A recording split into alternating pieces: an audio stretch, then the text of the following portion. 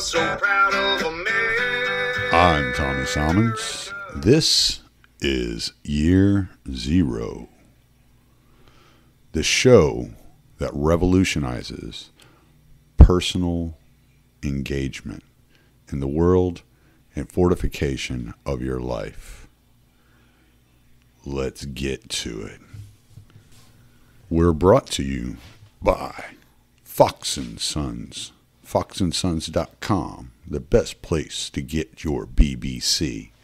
I never start my day with anything less than BBC in my mouth, and I suggest if you like BBC, you go to foxandsons.com. Get that big, bold coffee and put it in your mouth. foxandsons.com, promo code 0 at checkout for 18% off on any order $25 or more. That's foxandsons.com for that BBC big bold coffee. Put it in your mouth, baby. And the Mark Claire Show. If you enjoyed Mark Claire with Lions of Liberty, you're going to really dig the Mark Claire Show. Mark Claire has gone beyond the realm of politics to dig into the esoteric meaning of life in all sorts of different avenues, whether it be entrepreneurship, ghosts, goblins, Bigfoot, demonic entities, religion. Mark Claire is diving into all of it, and he's not afraid to tackle any task. So go check out the Mark Claire Show. Thank you, as always, Tom Burton, for the music. And you can find this show and many more at the libertarianinstitute.org. That's the libertarianinstitute.org. That's where you'll find me, Patrick McFarlane, Scott Horton, Keith Knight, Will Porter, Kyle Anzalone, and a host of other writers like Kim Robinson. Go to libertarianinstitute.org and keep track of everything that we are doing for you. Record on this computer. All right. I am here with Jordan and Joshua from Synaxis Podcast. How y'all doing, guys? Doing well, man. Thanks for inviting us on. Yeah, man, we're doing pretty well. How's your day going? It's going well. It's a day off, and it's freezing cold outside, and I had to run some errands, but I made it back in one piece. And so down here in Southeast Texas, we're not used to getting below 40 degrees. Oh, wow. It's Oof. definitely cold there. Yeah. Yeah, it was 22 when I woke up this morning. So Rough. I didn't know it got that cold in places like Texas. I guess I don't really know. Doesn't typically. I think today and tomorrow are going to be the coldest days, and then it'll warm back up to like the 50s and 60s. Yeah, I don't really like the cold. If it hits anything below 40, I'm pretty miserable. Yeah.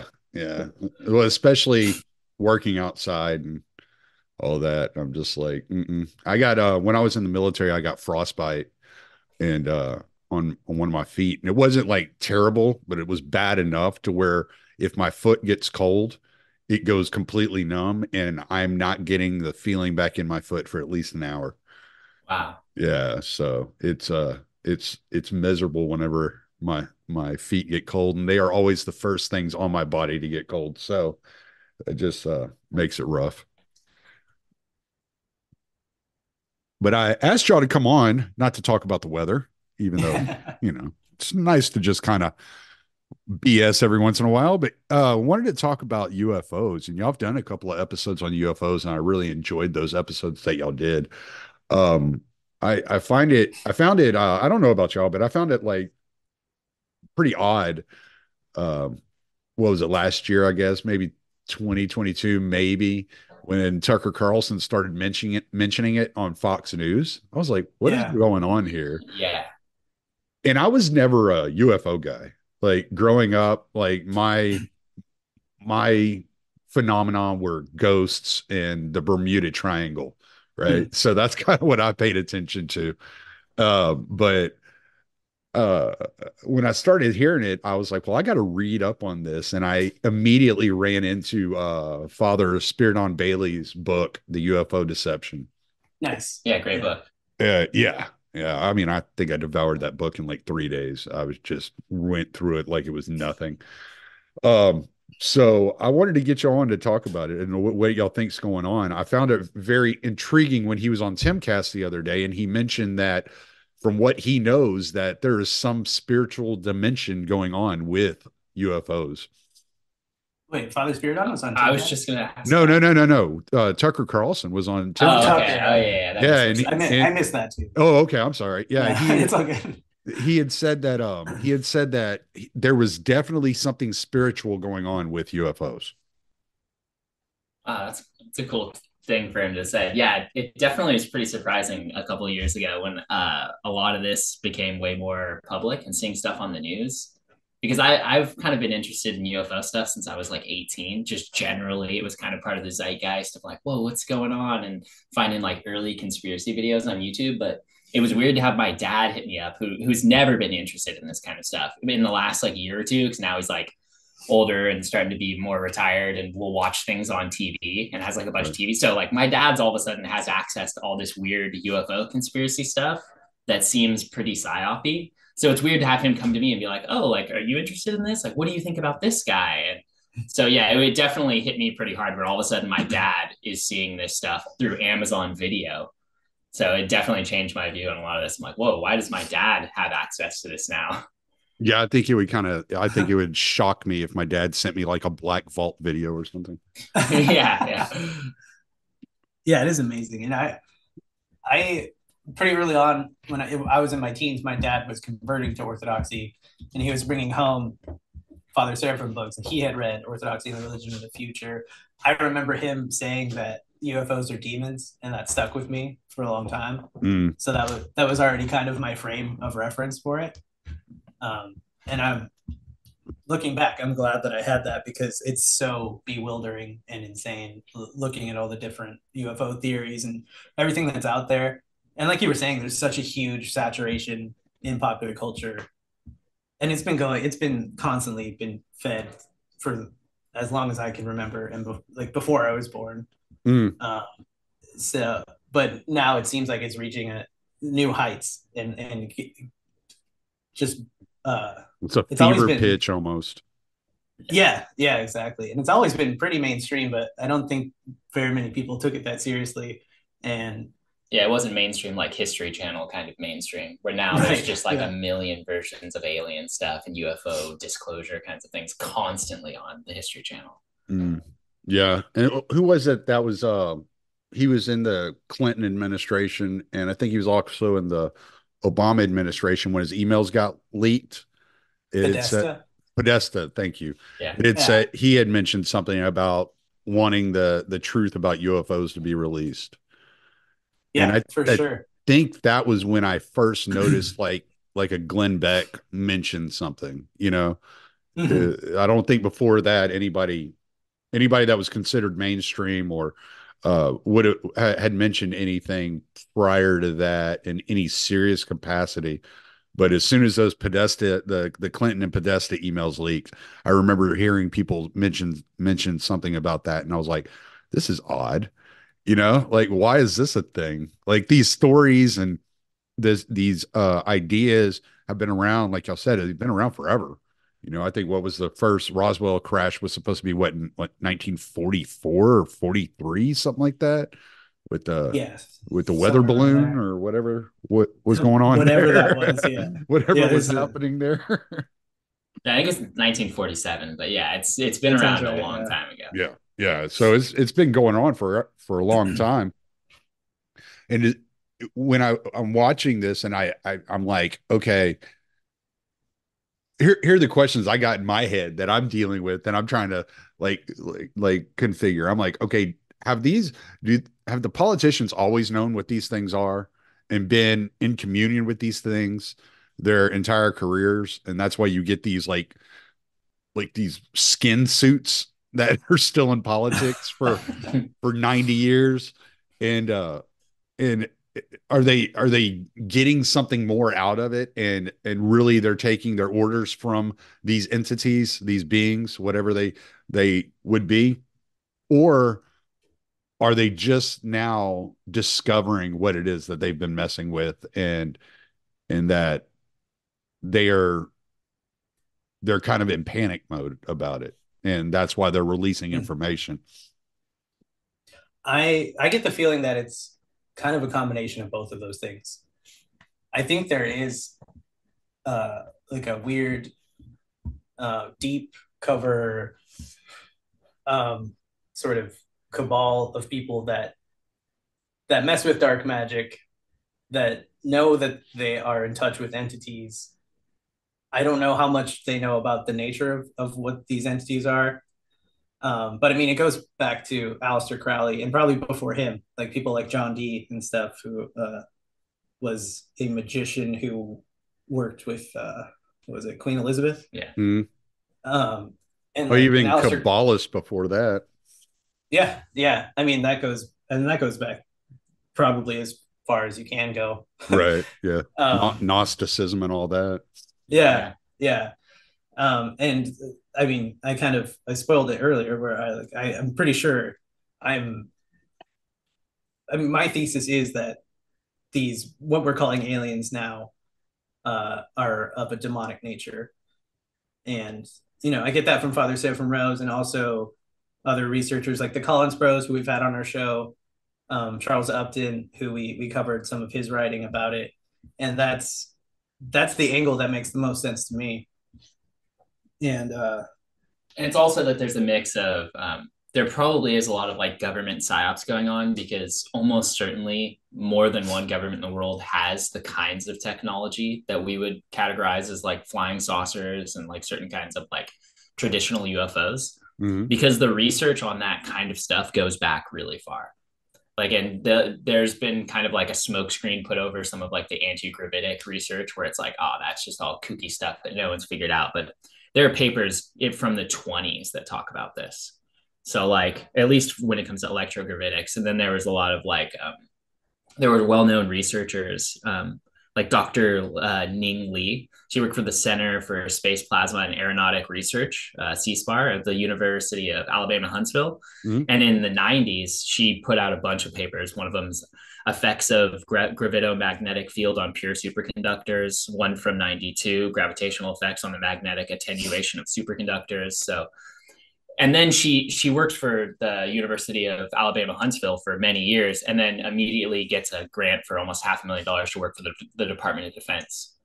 And then she doesn't ever release anything out again because she works for the Department of Defense. So, and so I saw a YouTube video that pretty much put it like, where did this missing physicist go? Like, she's missing, but the likely thing is that she worked for the government until she died a couple of years ago. So a lot of times when people do figure out certain kinds of research to do things like this, they'll just get pulled up for some kind of government research, and then people don't, and then those kinds of things they make look kind of silly in the public, where they're like, we don't know how to do that, but there are people who are working for governments figuring out how to do things like making force fields and making things levitate. So yeah, and that we've already said so much, and that there's this weird nexus in this whole UFO phenomenon of like black magic, government psyops, and espionage, secret technology. It all folds together in this crazy, like, tangled web, and that's why it's hard to make sense of a lot of the time. But like the Collins Bros, like I said, we interviewed them on our show. They have this massive tome, Invoking the Beyond. It's like 1,300 pages, really well researched data and all this stuff, and that's their thesis, is that it's this, like I said, this nexus of deep state spycraft and espionage, along with these weird black magic demonic contacts. So and that's why there's so many different places to go with this. So I don't know what you want to dive into first, as far as that goes. Well, there's the story about the guy that lived near the Air Force Base. Oh, Paul Benowitz. Yes. Is this from Mirage Man? Yeah. Yes, Mirage Man. Yeah, that's a great documentary. Yeah, talk to us a little bit about how that unfolded, because I think when you start talking about the psyops and you start talking about the levels of security and intelligence behind all this, we have to be aware and discuss what they're doing to cover their tracks. Mm-hmm. Yeah, if people aren't aware, Mirage Men's a great documentary, and it follows a retired AFSIO, or it's the special investigations for the Air Force. Mm-hmm. And there was a guy named Richard Doty who for probably 20 years was infamous in like MUFON and UFO circles for giving people information. And at that time, people didn't know that he was somewhat of like a spy, that he worked for the Air Force. He kind of came out as this like, oh, like, let me give you guys the inside scoop on all this stuff. But in Mirage Men, he's pretty much candid now that he's retired, and was like, my position was pretty much that my job was to give people disinformation. So a lot of like the modern UFO zeitgeist, so a lot of aspects of it, of whether people are from Sirius or the reptilians, like some of that stuff certainly comes from Richard Doty. So like he was a part of all these UFO communities and would seed people disinformation. But Paul Benowitz, I think he was a retired, maybe he was part of the Air Force. And yeah, I think he saw like experimental craft by an Air Force base, which is like, probably the electrogravitics research or some kind of Lockheed Martin thing that they'd figured out a while ago. And he, trying to be a good patriot, contacted the airbase and was like, I think that there's UFOs or something going on. And they sent Richard Doty to him to pretty much string him along to, right, to give him disinformation. And after a long time of doing this, Paul Benowitz kind of ends up in a mental institution. He ends up like a neurotic and like a paranoid mess, thinking that he's contacting aliens. And Richard Doty, who is really hard to believe, like he did work for them and he does disinformation, but it's hard, even in the documentary, like you're not really sure what you can trust, what he's saying. He comes off kind of skeezy and like he seems like an untrustworthy character. But, they said that Paul Benowitz, like right when they found out that he knew, they put the NSA and the CIA were in a house across the street from him, beaming signals to his house because they knew he had the kinds of methodology to like read signals from the base, and they knew he was going to start doing that. So Richard Doty was like, oh, you better, like, you really found something here, Paul, like, watch out, like, you don't want to get in too deep. And it kind of strung him along to where he felt like he was figuring a secret out. Mm-hmm. And then Richard Doty becomes infamous now in the UFO communities, where people know he was like kind of like disinformation agent. Mm-hmm. But yeah, he's one of the best cases of like provable kinds of psyops from the governments. When he says that he gave people about 10% truth and then 90% disinformation, and it muddied the water so much in UFO stuff that no one really ended up knowing what to believe. And they still bring Richard Doty in for like these new UFO series as an expert on this stuff. Mm-hmm. And it's funny, there was one on Showtime, I think it was just called UFO, and they had these promos where it's like they have one clip of him saying like, yeah, I lied, I made a living lying for the government. And then the next clip is him talking about like, and we found this body at this secret base and stuff. And it's like, okay, well, you put those two together, it's like, why should I trust anything this guy's saying?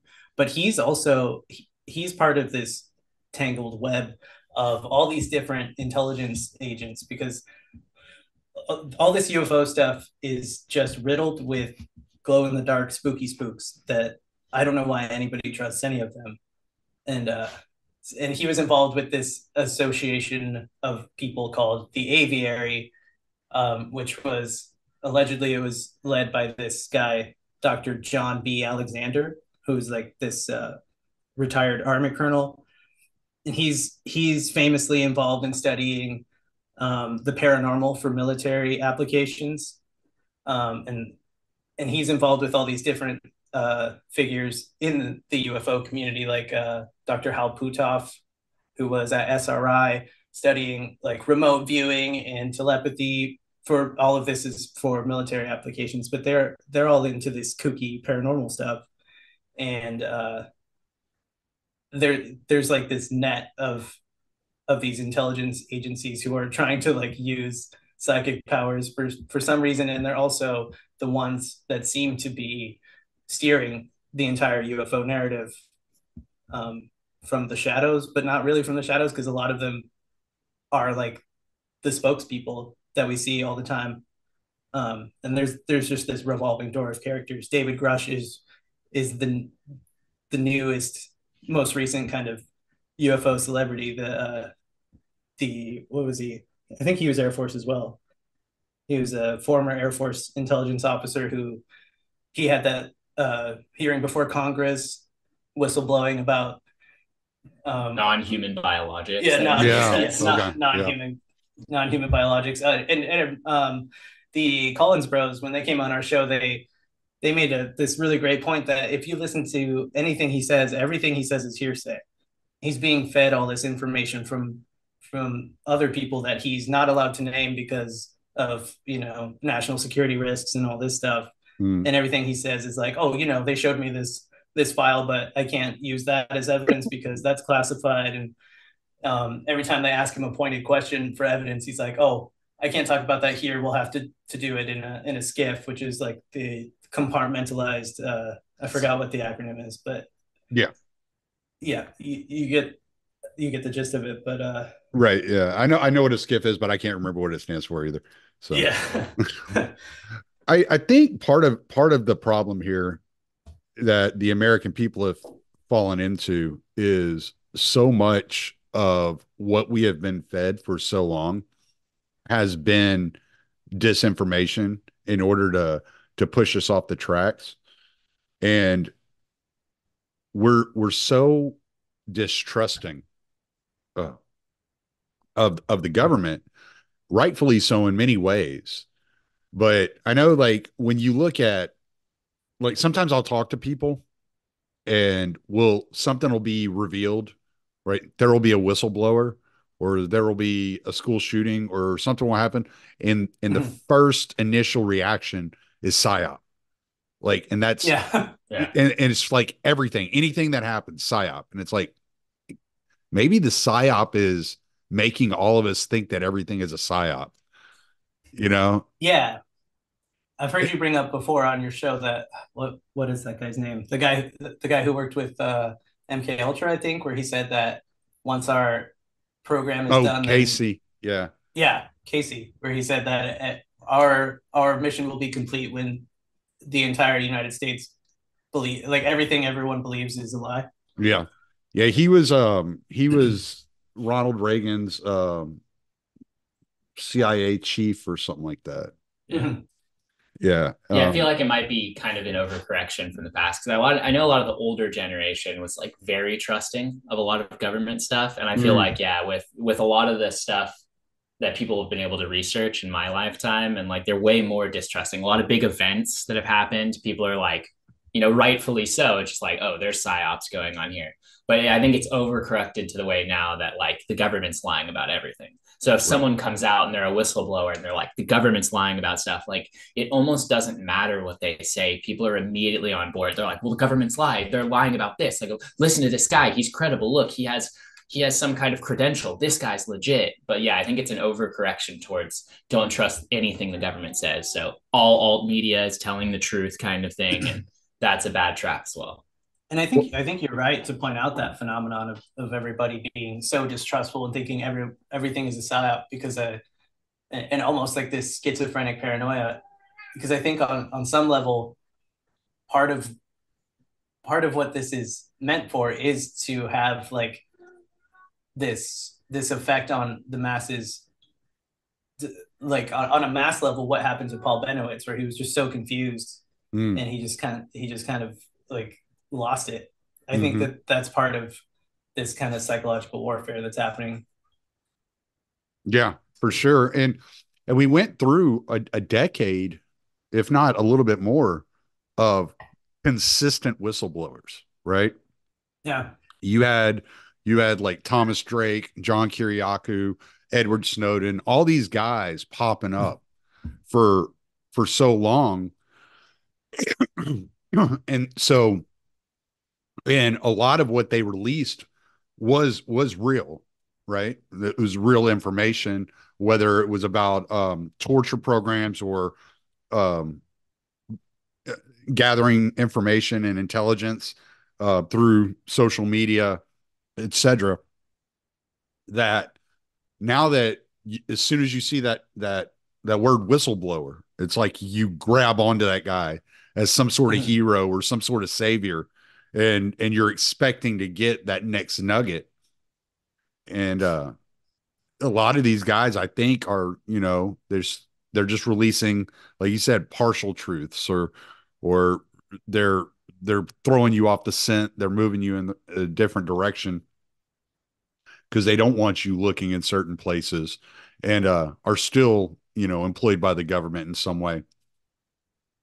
Right. Yeah, and it's hard to know like how orchestrated all of this is. Mm, I think there are a lot of moving parts, and I think there are a lot of true believers that I think David Grush is the kind of person who really thinks he's pulling the veil off, or letting us have a peek through the veil at this. Like every time I see him, like he when he was on Rogan, it sounded like he saw himself as this hero who was bringing the truth to the masses, that we are not alone. And one of the first articles that mentioned him quoted him as saying that he wanted his revelations to serve as an ontological shock to the nations of the world. and he's And I not think, he's not at all embarrassed that the drummer from Blink 182 was revealing all this before him.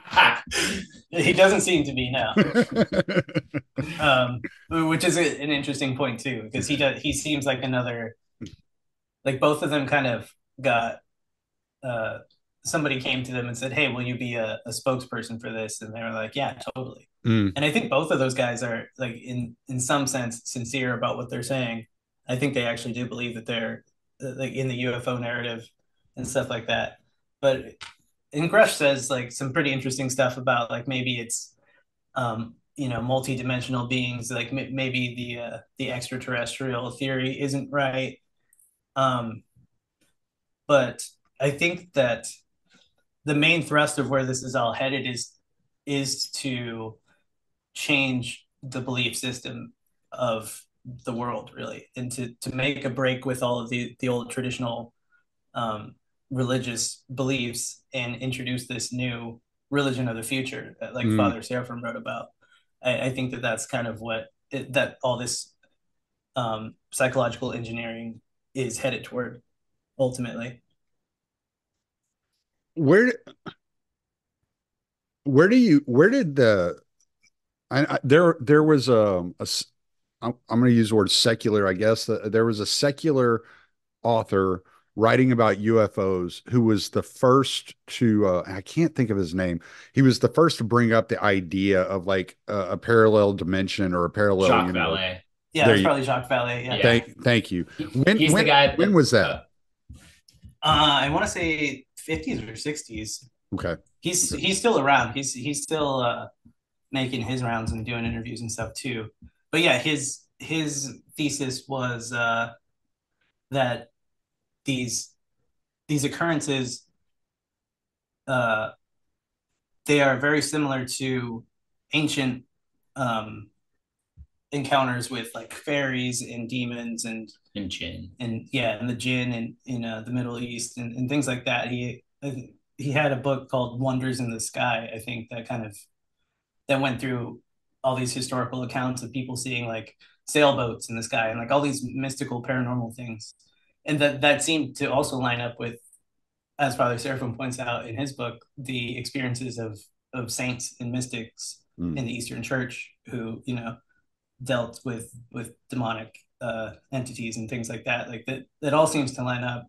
But Valley still seems to kind of have I don't think he necessarily believes, he's definitely not coming from a Christian paradigm. Right. And he seems inconsistent with his hypotheses too, because on one hand he'll say like these are deceptive um, creatures, whatever they are deceiving us, but then he also seems to hope that they are like this higher intelligence that can teach us something about ourselves. And he kind of, even though he presents himself as sort of a maverick who has an alternative theory, it still kind of leads back to these things are here to bring us some kind of new revelation. And I think he's sensitive to that kind of stuff too, because I read online that he was into the occult back in the day. So he was, I think, into Rosicrucianism. Mm-hmm. And he's actually the French scientist that in Close Encounters of the Third Kind, there's like a French scientist in that who's the UFO researcher. Mm-hmm. It's based off of him because he was hired by the French government to study UFOs. And yeah, he was the first one that came up with like interdimensional or hyperdimensional hypothesis. But I think he's more open to that. And yeah, he has another book, Passports to Magonia, where he talks about old and how pretty much like Jordan said, how like the myth and folklore from older societies and their encounters with the fae and the fairy. You know, you lose time, you'll see things go through walls, you'll disappear and be far from where you were. Like that, those things are closer to what we have now than any kind of extra biological being from light years away. That it makes less sense that something would travel so far in space to come and look at us, or it's more likely that the phenomena has to do with something that's around us at all times that we can't interact with unless you do some kind of ritual or maybe drugs or some kind of be in a trance state. So yeah, he's still looked highly upon in the UFO community, but in at least in the modern times, his views kind of fallen off because of so many people being convinced that they're extra biological beings, like beings from far away. Mm. It's from what I understand, his views are starting to get more of a mainstream foothold. Is that accurate? I think so. Yeah. I was surprised that Grush brought him up. I mean, Grush does seem to name drop almost everyone in the UFO world at some point because I've been listening to stuff of his. But I was surprised that he brought that up in any kind of way that like seemed credible. But yeah, I have seen some stuff recently on like History Channel and things that I wouldn't have expected. But for the longest time when I researched this, like Valet was kind of the lone guy that talked about them being things that are around, you know, closer to something like demonic or angelic. And rather than just like beings, space beings, green men, you know, the grays kind of stuff. Right. I think you are right, though. I think his hypothesis is becoming a little bit more mainstream. But one of the things about, I guess, the UFO community is all of these competing narratives, all these like there's so many different theories that contradict each other, and I think it's supposed to be that way. I think there's something about it that's just supposed to be bewildering and confusing. But yeah, like we said, David Grush seems to be kind of agreeing with Valet's hypothesis, which is interesting to me. And I think that's going to get more, I think that one's going to break more into the mainstream as it goes along. Yeah. Go ahead. I'm sorry. There's just another interesting thing about Grush and the people behind him. I talked about this whole like tangled web of these intelligence officers, and he's involved with these the guys from like ATIP and OSAP, like Lou Elizondo. There's Robert Bigelow. I mean, I mentioned Dr. Hal Puthoff earlier, and these guys, they're not only studying UFOs, they're studying psychic phenomena, paranormal things like ghost hunting. Skinwalker Ranch is a big part of what these guys are working on, and there's this whole other like weird occult world that these guys are in that doesn't get as much publicity. And the journalist Leslie Kean, I don't know if you've heard of her. She's kind of another famous figure in the UFO circles. She's published books and articles. She's the one that kind of popularized Lou Elizondo as the director of ATIP, Advanced Aerospace Threat Identification Program, I think is what that stands for.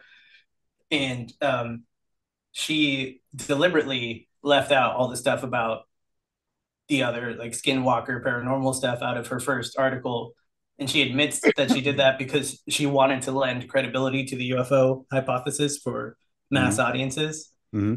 And so I think that's an interesting admission, because it's like, I know that these guys are into weird, kooky occult stuff, but I want people to take UFOs seriously, so I won't mention them. But that's part of the background of it too. Yeah, someone asked her about it in a podcast, like, why did you leave this stuff out? And she said it's because she wanted the story to be credible, and she knew that if she said stuff about Skinwalker Ranch and like ghost hunting, that people wouldn't take it seriously. They'd think of it as more kooky things. So she left it out in her first like big article that really popularized like the new modern myth of it.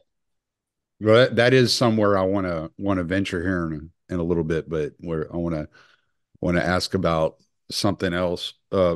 So part of the reason I was thinking that this idea of interdimensional travel is getting more of a mainstream foothold is because one of the things that Tucker Carlson did say on that Timcast interview was that he believes, from what he's seen and everything he's been told, he believes these entities, these beings have always been here, Yeah. and that they're not traveling um, millions of miles, in space or anything like that. He believes they've always been here. And he also, I found this very interesting. They brushed right over it, but I want to see if y'all have any insight on this point. He also said he believes that a lot of them are coming from under the ocean.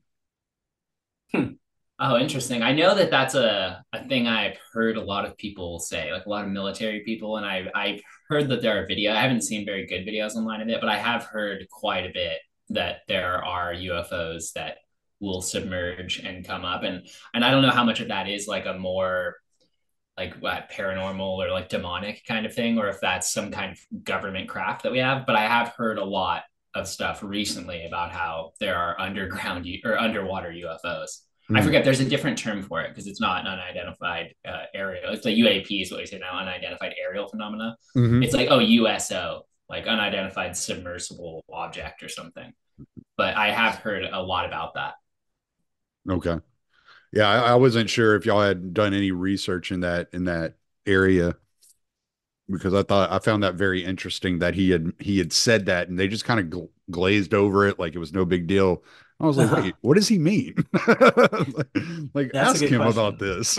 Yeah, I think what I have heard is like a lot of hearsay. It's a lot of people being like, I have a buddy, or like these Navy people said that they saw, something come up from the ocean and it didn't even disturb the water. Like, and how it came up, it was really odd. It hits the water really fast and it doesn't make a splash. And Mm. so I've heard that kind of stuff, but I haven't seen anything about it. But I've heard multiple people refer to it recently. So Okay.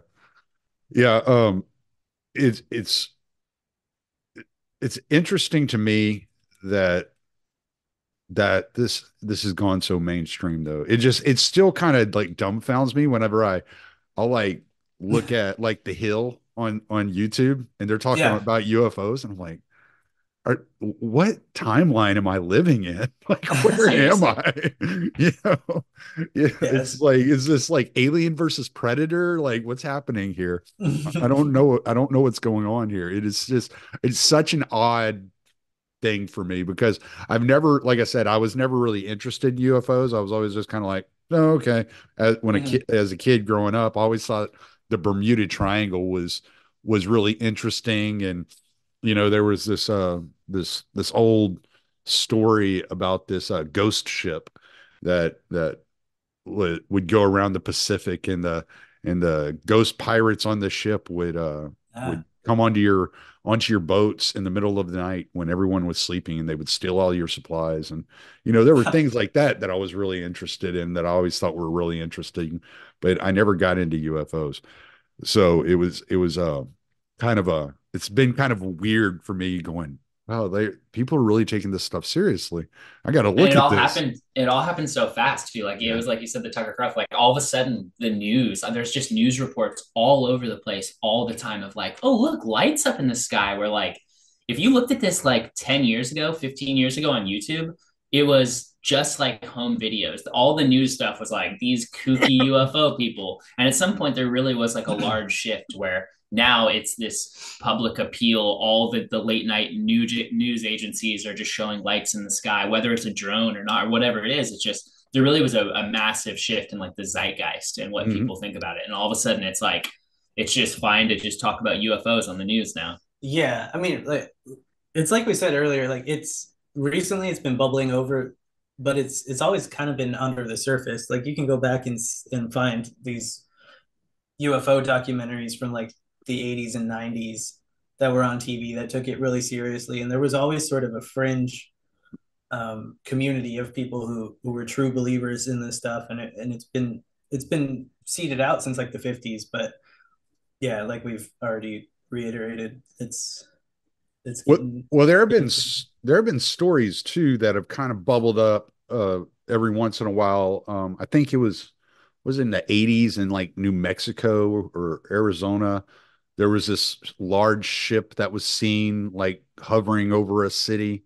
Oh, the Phoenix Oh yeah, Lights. Phoenix Lights. Yeah, Phoenix. Phoenix. Yeah, there you Yeah, go. totally. And at that time, I think the governor came out and was like, guys, we know what's going on. We figured out who it is. And he had someone come out dressed like a gray alien. And it was this big jokey kind of thing. And I think as of a couple years ago, he did Yeah. another interview and said that he knew it was something serious. Like, I don't know what he knows now, but he said that he shouldn't have done that and he regrets doing that. It was a hit to his career, and that he knows whatever it was something serious. He knows that like 1 million people in Phoenix said they saw it, or it's like a huge amount of people say that they saw something that night, whatever Hmm. it was. Yeah. But to come out as this public thing, it's like, well, this is a joke. You guys are silly. Like, that was definitely the zeitgeist at the time. And now, he's given interviews where he's like, oh, there was definitely something.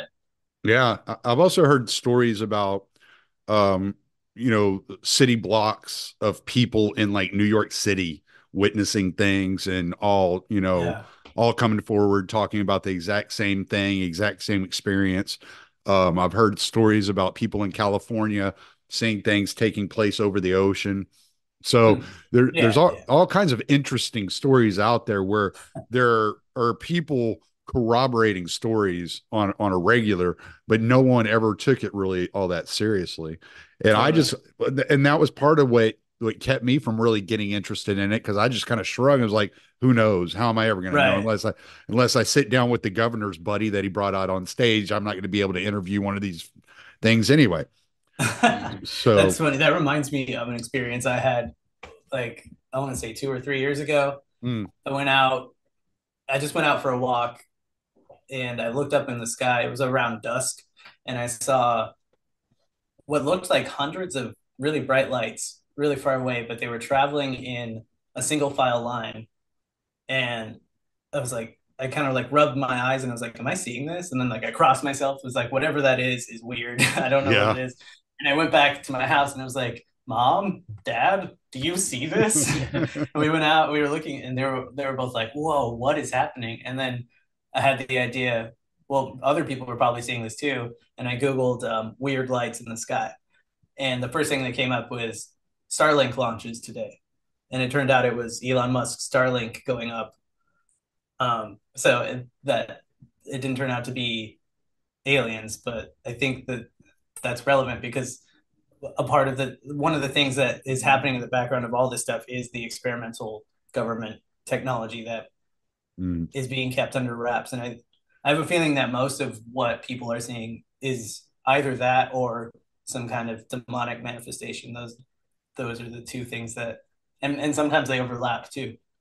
Yeah, So I think especially ones where there are like flying saucers, like the classical disc shaped ones. I think a lot of those have to do with government crafts, because if you read a lot of the papers that have to do with like superconductors and high temperature superconductors, they have to do with spinning discs to make like the force of gravity less in an area. So it actually makes sense that a lot of those classic ones that are discs are probably something that like Lockheed Martin or someone figured out a long time ago. Because there are papers in the 20s talking about electrogravitics, and there's papers in the 60s, and then in the 90s it really kicks off with a lot of papers.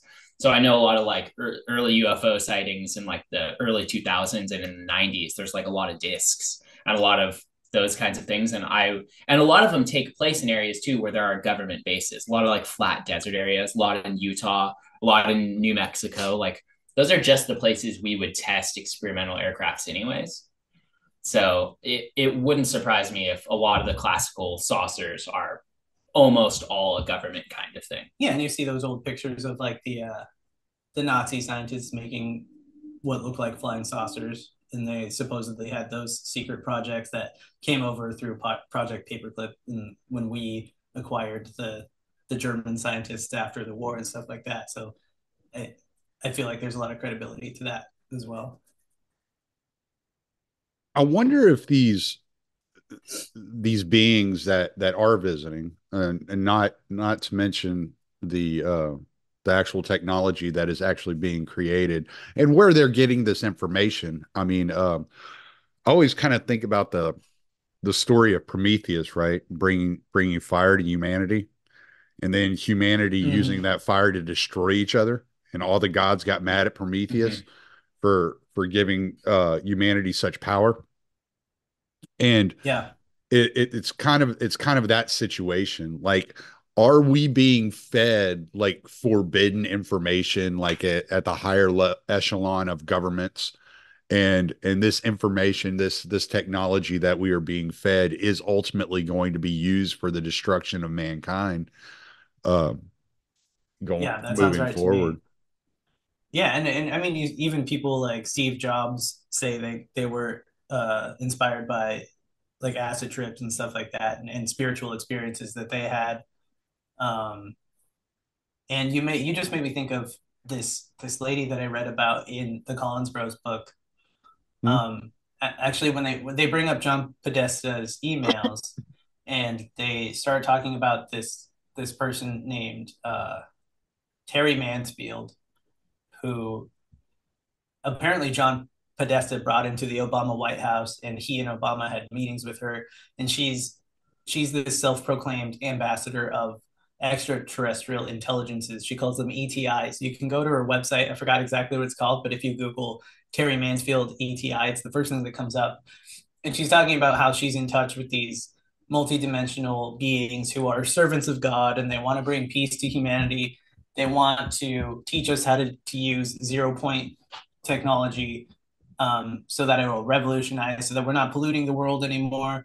And she just has this really utopian message of like the extraterrestrials want to help us advance and unite as one, and bring about this new utopia of peace and understanding and everything. And that's another message that is constantly repeated throughout all the UFO stuff as well. This uniting of humanity, and this advancement and this new enlightenment that the aliens are bringing to teach us, because they're so much more advanced than we are. Mm-hmm. Yeah, Yeah. this comes a lot after like the nuclear bomb was dropped. Like a lot of the like some of my intro to UFO stuff, like I was really into Burning Man for a long time, and I had a bunch of like hippie friends who were kind of into like the Pleiadians. I don't know if you've heard of this. It's like channeled material. It's like the Syrians and the Pleiadians will channel through people, which is like classic mediumship. Someone like Mm-hmm. will sit and be in a trance and do drugs, and all of a sudden there's like another voice talking to them. And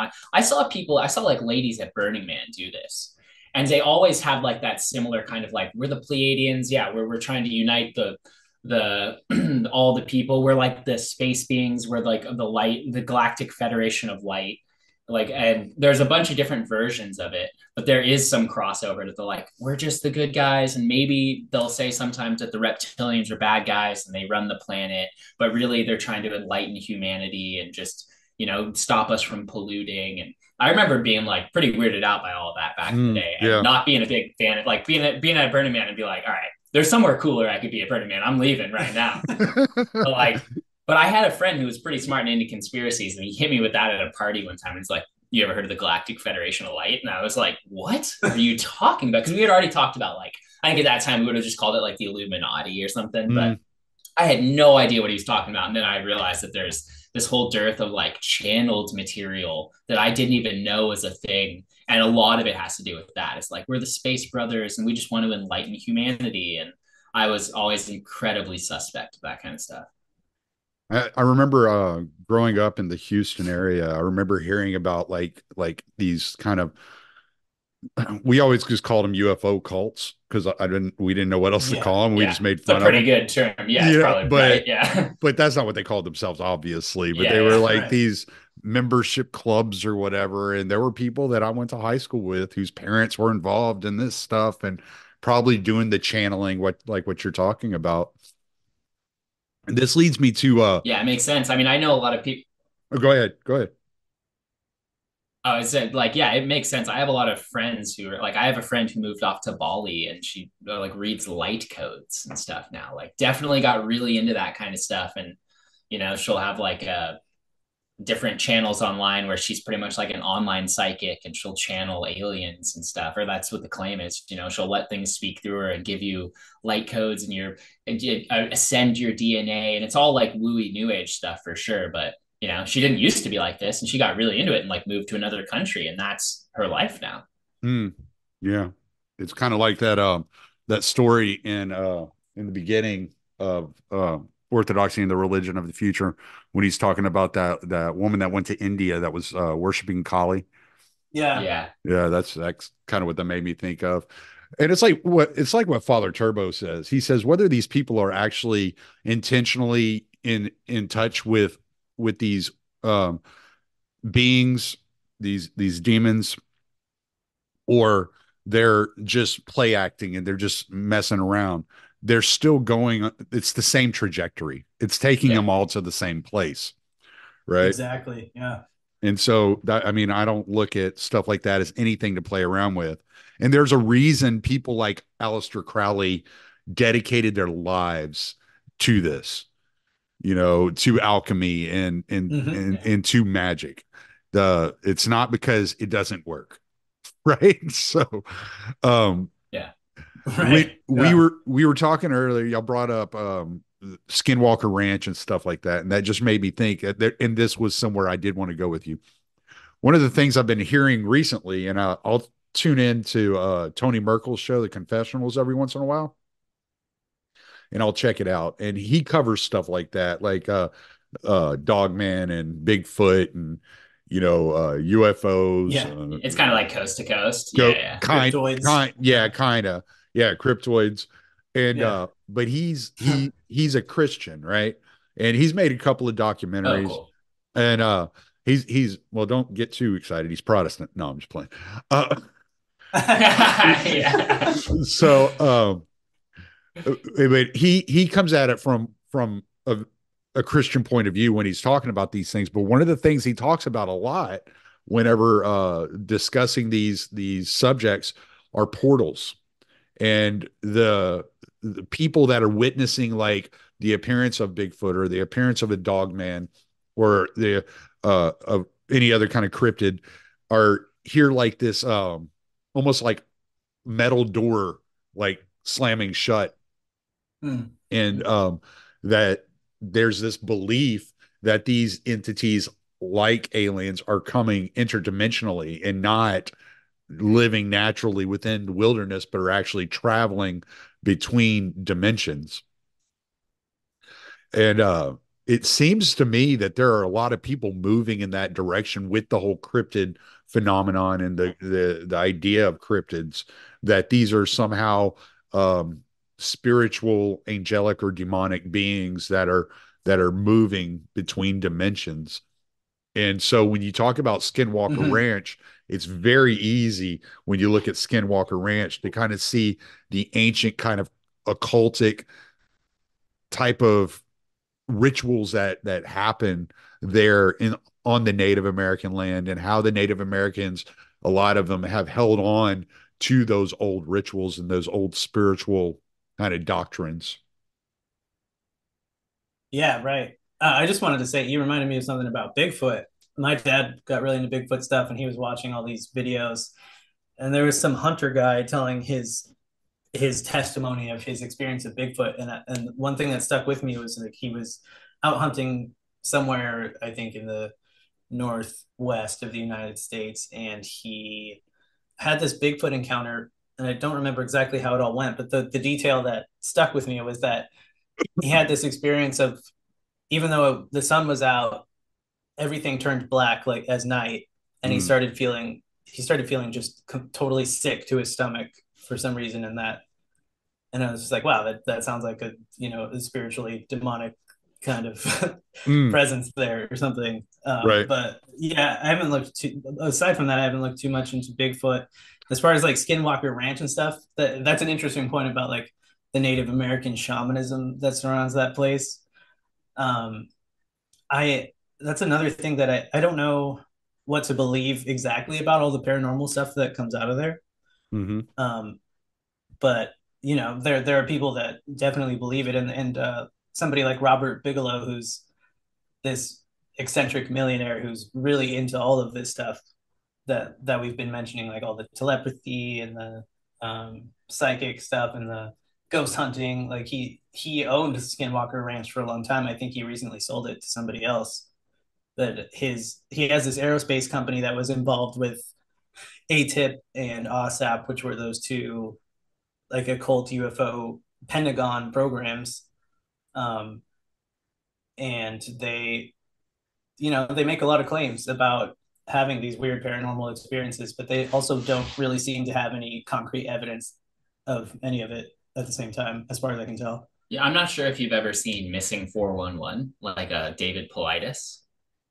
I want to He say I have. It sounds very familiar, but he does. I think he's a retired investigator. He was a cop for a long time, and he does a really good job at pointing out a bunch of like mysterious cases of that are well documented of people going missing, either like right next to someone or hunters that all end up going missing and they're never found. And it's pretty easy if you don't watch the thing to be like, oh, like someone got lost or maybe they got attacked by an animal. But the way he puts them out is there really are some interesting cases where someone will disappear and they'll be found like miles above in elevation and their clothes will, or they won't be found, but their clothes will be all folded up in a pile or something, like just odd kind of instances. And I don't think David Paulides really talks about it, but I think that there are interviews or places he'll be more candid where he says it's something like a psychic Bigfoot. Like I swear, he thinks it's more along the lines of a paranormal kind of thing, but he doesn't want to be looked at like a kooky guy, so he tries his best to not say it.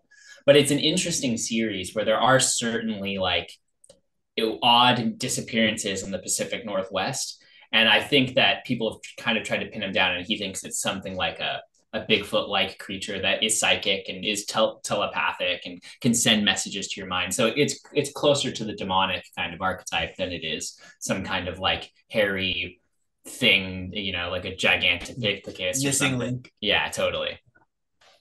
Like Harry and the Hendersons. Yeah, exactly. That was the closest exposure I ever had to Bigfoot. So I don't know. Yeah. Yeah.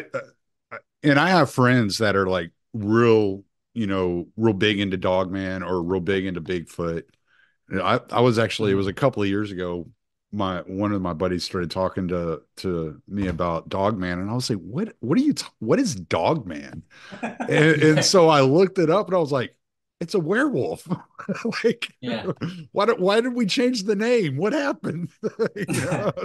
So, but yeah, I used to have a friend who was he used to work at the climbing gym I climbed at, and he was obsessed with Bigfoot, like Sasquatch, red-haired giants in the US, and Hollow Earth.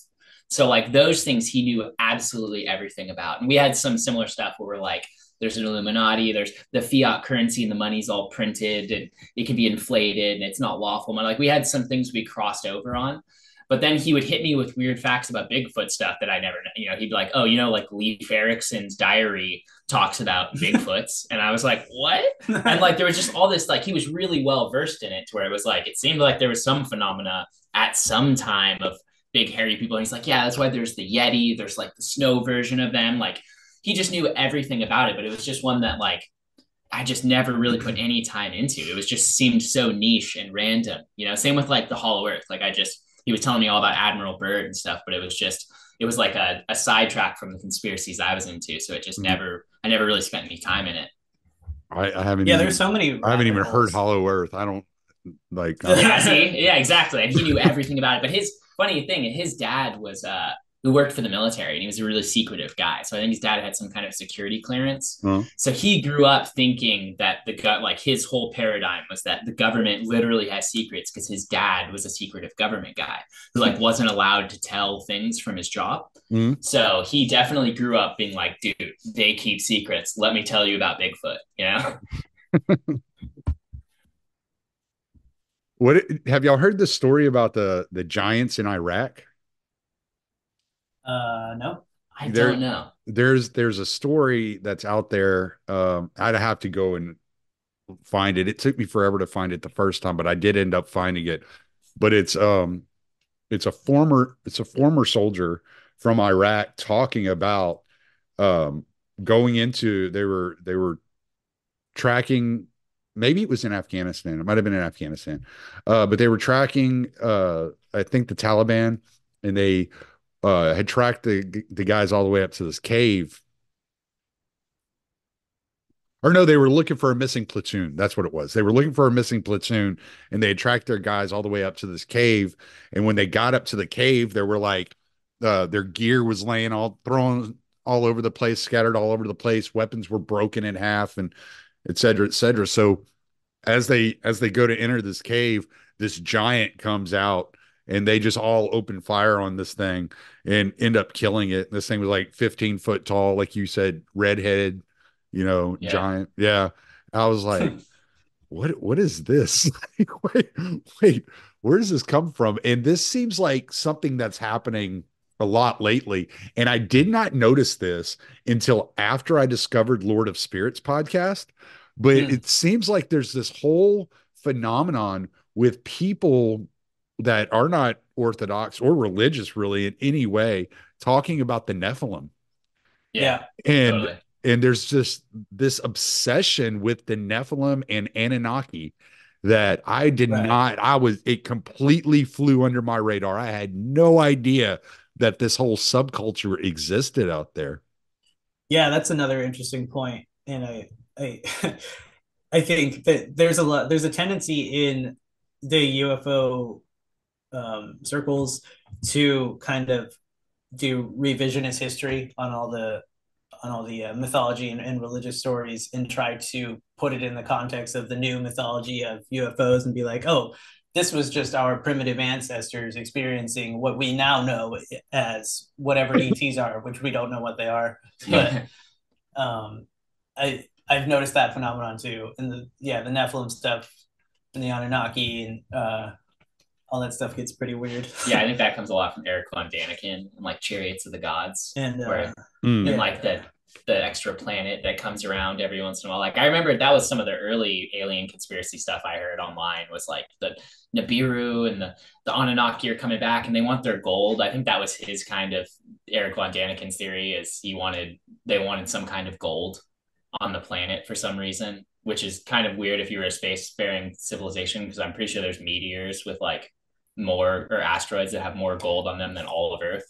Right. But yeah, but he was trying to fit in like the Sumerian myths with the Anunnaki and how they're and he was giving them a modern interpretation in light of all this ET stuff, and yeah, I don't. and I'm pretty sure like the couple other scholars in Sumerian totally just say that that guy is not doing it right. Like he's not even Yeah, translating it correctly. Like I remember there was a well, site that called was Sitchin's is wrong. yeah, Sitchin, Zechariah Sitchin. Yeah, Yeah, is that correct? Oh yeah, sorry. He's similar kind of track there. yeah, Yeah. They're very similar in there. The Anunnaki thing. Yeah, and it pretty much they said that like Zachariah Sitchin is wrong in his translations. That he's really trying to make it fit his modern paradigm of it's aliens.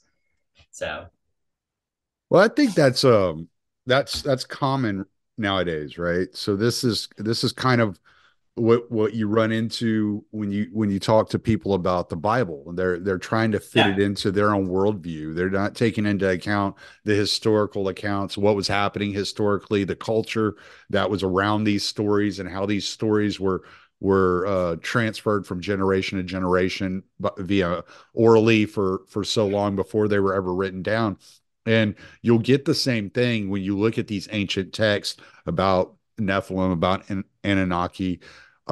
Even when you start looking into like some of the old pagan religious stuff, whether Yeah, it's around Greek mythology or um, any of these others, you kind of lose out on a little bit of the interpretation because of the world in which we live in today.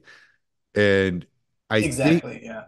I I don't think that stops the idea though that people with the people like I'll bring him up again, Aleister Crowley, somebody who's determined and centers their life around alchemy and in the occult and getting in touch with these entities.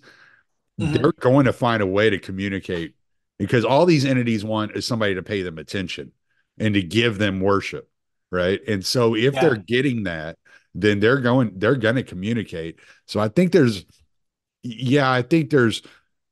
a lot of this is being the interpretations are being lost, but I still think that there's a danger to messing with some of this stuff if you're not aware of what you're dealing with. Oh, absolutely. Absolutely. Yeah. And another thing that makes me think of is like hallucinogens and all these stories of people encountering the clockwork elves, the self-transforming machine elves of Terrence McKenna on DMT. Yeah, all these entities that they break through, and there's the story of I don't know if you saw our comic book podcast where we talked about Grant Morrison and he's a comic book writer and also a chaos magician, and he had this experience of being taken off of this plane of reality by fifth dimensional beings, and they gave him this whole revelation of how like the earth is like this is unicellular organism that's evolving, and he has this whole crazy worldview that he got from these entities that he's in communion with, and he puts it in his comic books and stuff like that. So I think you're totally right. Like people are encountering these entities that, obviously from an Orthodox perspective are dangerous, deceitful, and demonic. Mm-hmm. But they are, and they're trusting them, and they think they're getting this new wisdom from them. Yeah. Yeah. I mean, I know personally a bunch of people. I know more than one person who did DMT and told me that they interacted with some jester-like being. That's like kind of tricky, something going on, and like Loki or something. And especially in like Burning Man, something like they said it's literally like a clowny jester kind of thing. But that whole scape of like what's going on in DMT land is so crazy, anyways, that it's kind of hard to explain when you come back. Mm-hmm. But that I've had more than one person say that they interact with something like that that's trying to give them information, but then when they come back, they can't really. It's like a dream that fades. You can't really like grasp what they tried to tell you. I always looked at when people would describe like machine elves, and for some reason my mind always went to Elijah with the chariots of fire. Yeah, that's always kind of how I envisioned when they were trying to describe machine elves, and I was always like, I don't know if I'll be messing with that stuff, man. yeah. And that's another thing that's constantly reinterpreted in the context of like ancient astronauts or whatever. Like the chariot of fire that Elijah saw was actually a spaceship from Venus or something like that. And it's just kind of silly, especially when I guess like the context of Orthodox tradition and how they understand it. It's just on a completely different level. All right. Well, I don't want to keep y'all too much longer. We've been going over an hour now, but sorry, I got distracted for a second. When there was a question I wanted to get to before we got off here. Crap, I can't even remember. I totally lost my mind there. Well, so I guess just plug. How did y'all get started podcasting? Like, where did y'all get the idea to take this kind of the Orthodox mindset and to tackle these different subjects? Well, it's kind of what we were doing already, just privately, and we've known each other for a really long time, and we met each other at a job that we worked at, and we were pretty much instant friends, kindred spirits, because we were both into the weird fringe conspiracy stuff. I was recently baptized at the time, and Josh has actually recently been catechized into the church. And it's been about a decade that we've had this friendship, talking about these weird things. And at a certain point, we decided maybe we should record this and see if other people like it. So that's kind of how it.